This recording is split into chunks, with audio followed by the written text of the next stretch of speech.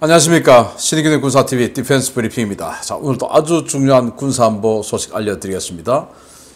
우크라이나에서 시민이, 그것도 70대 노인이 엽총을 가지고 러시아의 수호이 34 전폭기를 격추시켰다고 합니다. 이게 있을 수 있는 일인지 어떤 일인지 한번 보겠고요. 사실이라면 러시아는 어떻게 이런 황당한 격추 당하는 일도 안 되는 것들이 모든 것이 집약된 러시아가 아닌가라고 생각이 되고, 자, 중국이 방공구축함, 최신 방공구축함 3척을 꾸려가지고 미국을 자극하러 미 본토 앞으로 간답니다. 어떻게 된 일인지 보겠습니다. 자, 신인균의 군사TV도 구독해 주십시오. 첫 번째입니다. 자, 들어가기 전에 이렇게 5가지 단신 보겠는데요. 미국이 지금 러시아와 나토가 이 핀란드 인근에서 계속 지금 신경전을 벌이고 있죠. 그래서 완전히 신경전의 끝판왕, 상륙 전단을 칼리닝그라드 흑해함대 코앞에다가 지금 전개를 시켜버렸습니다. 이 소식에서부터 러시아는 지금 이렇게 서방 측하고 굉장히 긴장 관계가 고조되니까, 원래 지난달에 퇴역하기로 했던 타이푼급 핵잠수함이죠. 전략 핵잠수함 드미트리 돈스코이함 퇴역하려고 한다고도 했는데 그걸 지금 무기한 연기했답니다. 믿을 건 핵밖에 없다라는 거죠. 이 5가지 소식 보겠습니다. 첫 번째입니다.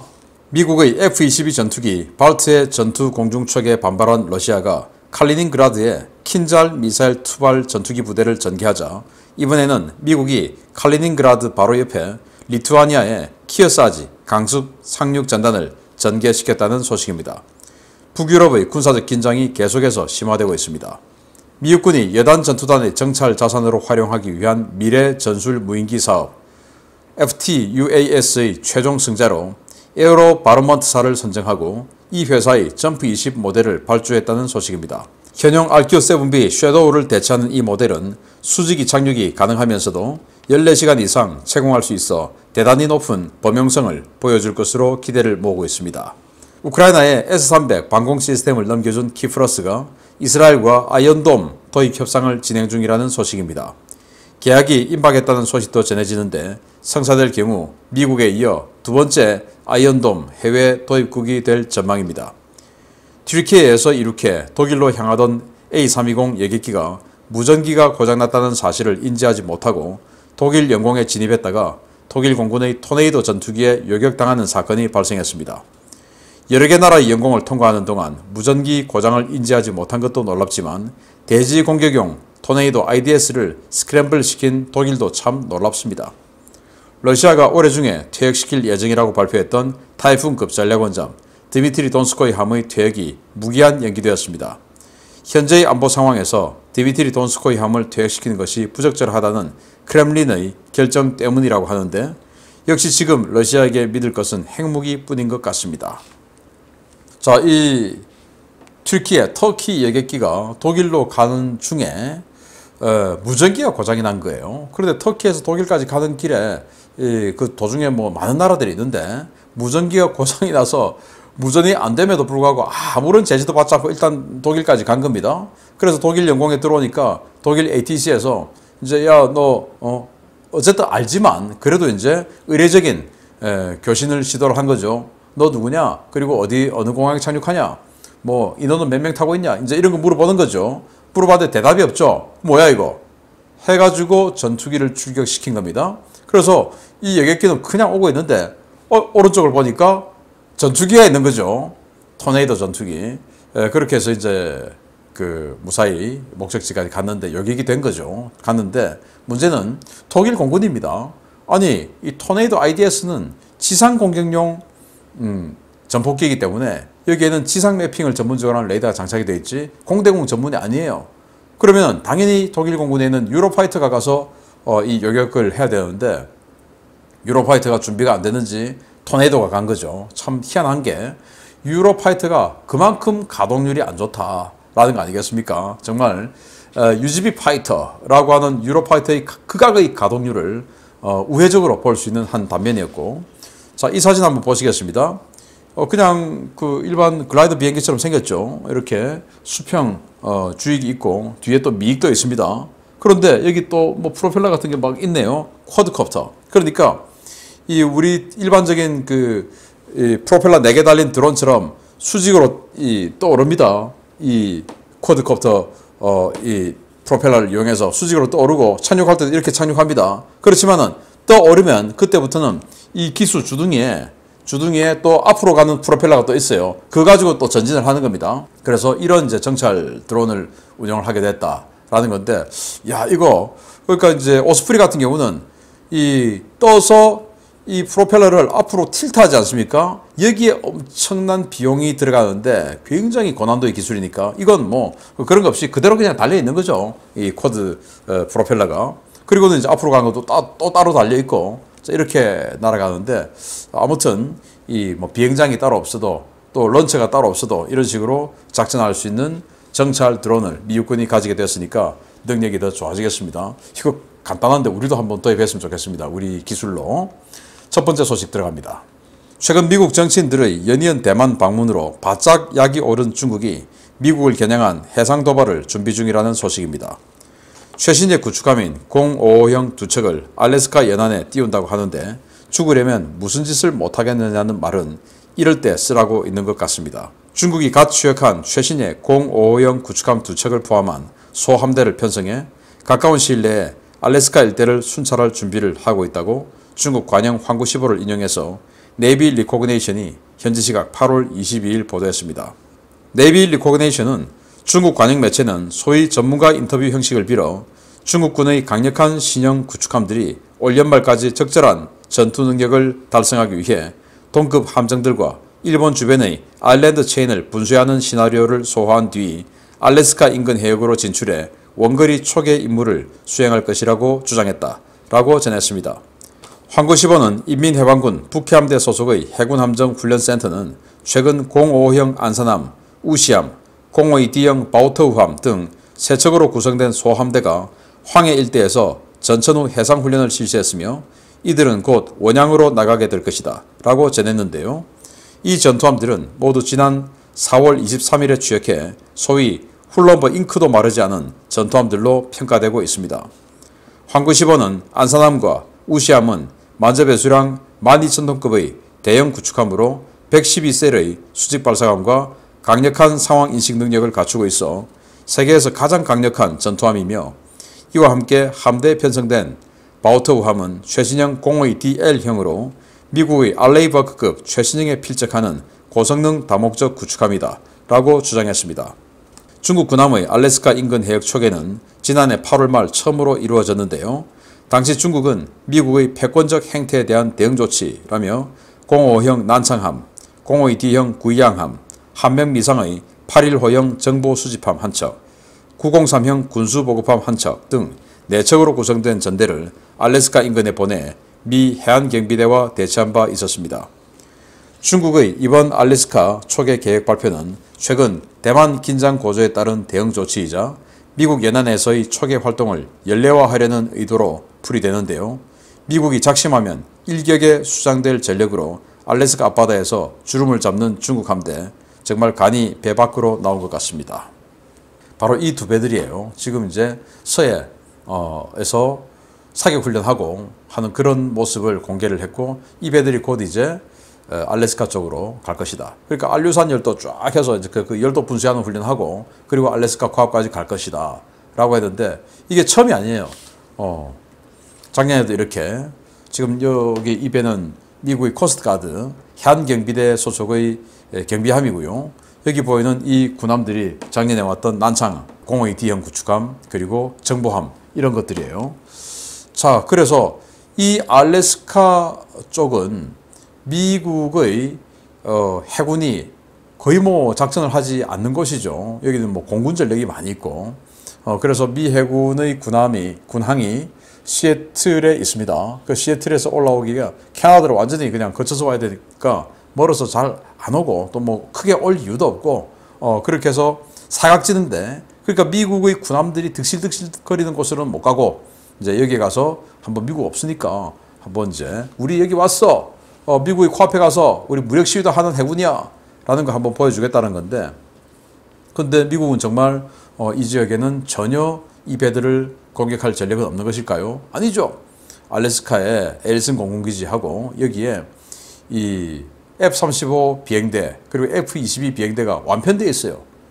이 전투기들이 들어와서 SDB-2 유도형 활공 폭탄이죠. 70km 이상 날아가는 유도 이동 표적까지 타격할 수 있는 그거 그냥 한 대당 8발씩 장착할 수 있는데 그거 그냥 몇 대 날아와서 8발씩 다 쏴버리면은 가는 겁니다. 스텔스니까 보이지도 않고.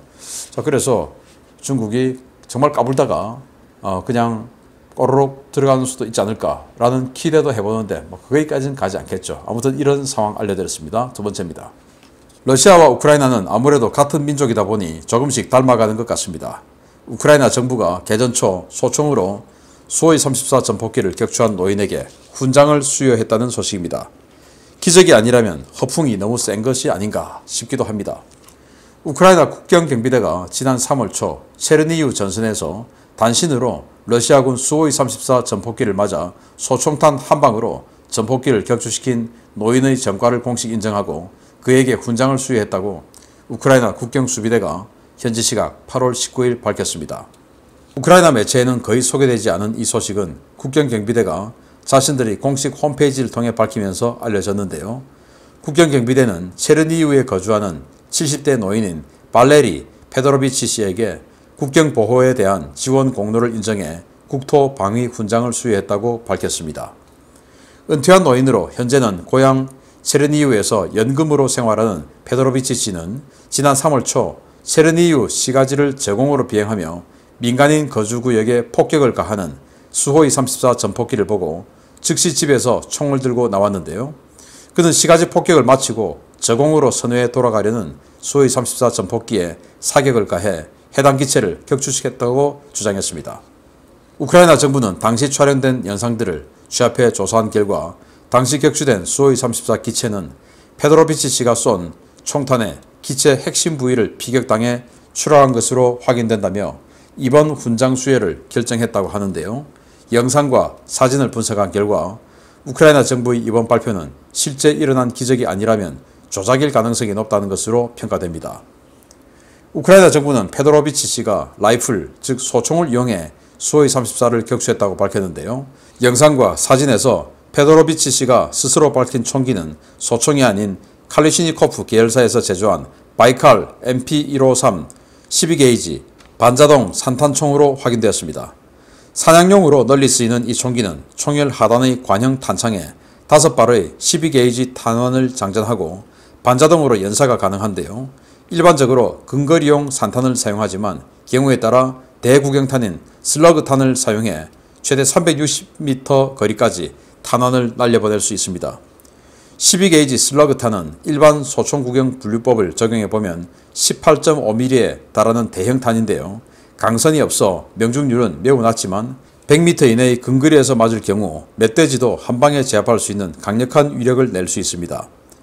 우크라이나 정부와 페도로비치 씨의 주장이 사실이라면 그는 초저공 비행하는 수호이 34 전폭기에 5발의 12게이지 슬러그탄을 연사해서 전폭기 엔진 부위에 치명상을 입힌 것으로 보이는데요. 아무리 저공 비행이라고 해도 수십 미터 높이에서 고속으로 움직이는 항공기를 엽총으로 맞춘다는 것은 대단히 어렵기 때문에 우크라이나 당국의 이번 주장은 상당히 과장됐거나 조작된 선전용 뉴스일 가능성이 커 보입니다.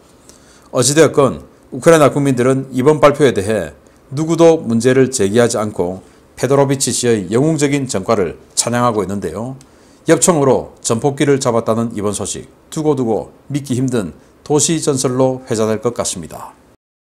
자, 격추된 수호이 34 그리고 격추시킨 페도로비치 씨 70대 노인인데요. 이 총 들고 쐈어 하고 이렇게 사진을 찍었습니다. 그런데 우크라이나 매체는 라이플, 소총이라고 했죠. 소총은 우리가 알고 있는 뭐 M16, K2 이런 소총으로 뭐 한 400m까지 유효 사거리가 되고 하니까 뭐 쐈다. 또 탄환도 아주 빠르고 뭐 이 총탄도 많으니까 그럴 수 있는 건가? 라고 생각할 수 있지만 이분이 들고 있는 이 총은 라이플이 아니죠. 샷건입니다.